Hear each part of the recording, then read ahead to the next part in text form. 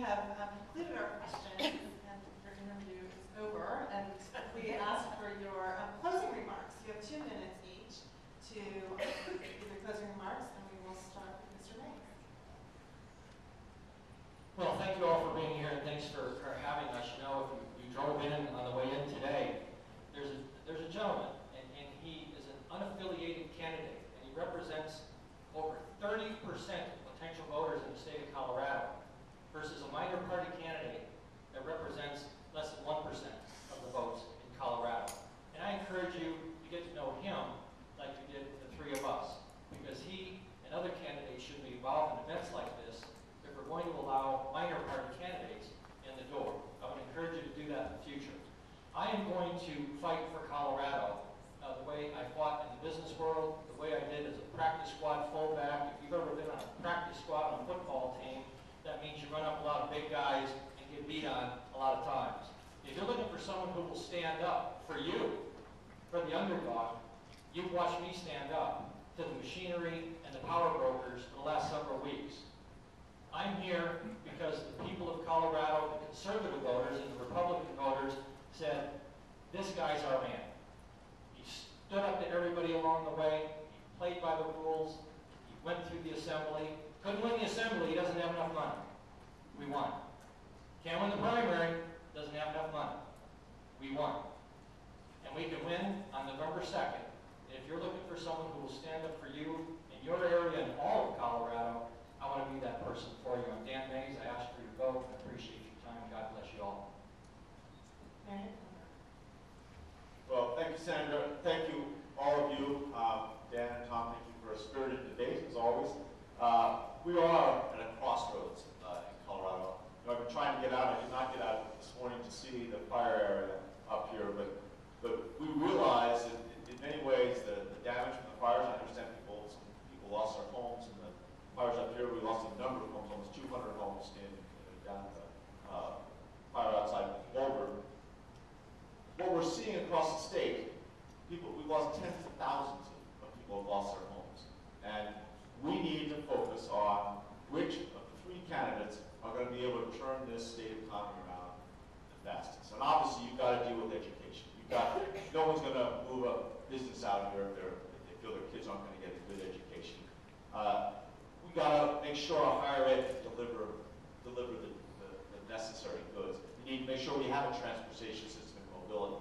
But you can't do any of that without really making sure that we promote this state. You know, I spent a lot of my time in business promoting lower downtown. When I started the wine group, it was $1 a square foot per year down here, just as a frame of reference. Right? When we got the restaurants to work together, created a sense of place, convinced the city to put Sports Field down there, and it led to other development all around it. Right? That's what has to happen in the state of Colorado. Right? We've all got to come together and say, all right, what are those core businesses? How do we make sure that future jobs aren't just in the urban areas, but they are spread all over the state? How do we create opportunity and use technology to make sure that no part of the state gets left behind? You know, I spent 15 years in small business. I balanced budgets. I put together management teams. I've dealt with red tape. You know, I'd like to think that I'm that person that can turn the state around faster than anybody else. Perhaps what we could do is put the whole state in the land conservancy. And then we can take credit for that and pay for everything else that we want. That might be one way of doing it.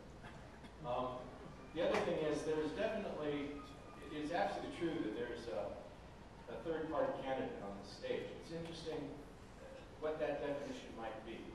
Third-party candidate. Is it a candidate whose own party asked him to leave the race? Is it a candidate who's been unable to raise any money whatsoever for anything but his own gas reimbursement and for fines he's had to pay? Or is it somebody who's actually right now ahead of that candidate in the polls and has raised, admittedly not millions of dollars, but it's well over $300,000 in less than a month. So yeah, there is a third-party candidate. The reality is that we are going to look for a person who can lead this state to a very difficult situation that we'll face. It's going to be the toughest job I think any of us have ever had.